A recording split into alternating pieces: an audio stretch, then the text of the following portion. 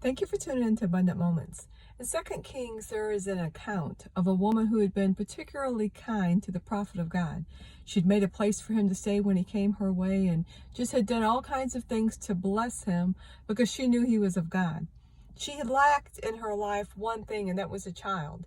She had never been able to bear a child before, and her husband was now old.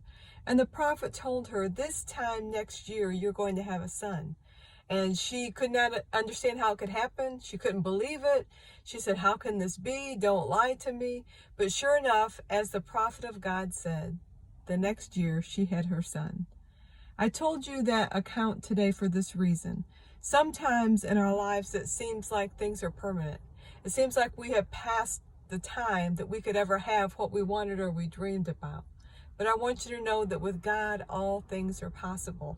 Don't you know God loves to show out? God loves to do great things in our lives. He's a magnificent, wonderful creator. He is our Father. He is our God. He is our everything. And He loves to do what He can do. Think about yourself for a minute.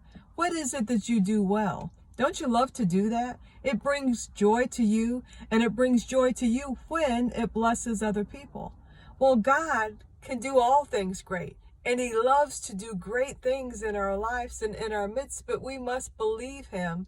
We must not think that everything is over. This is as good as it gets.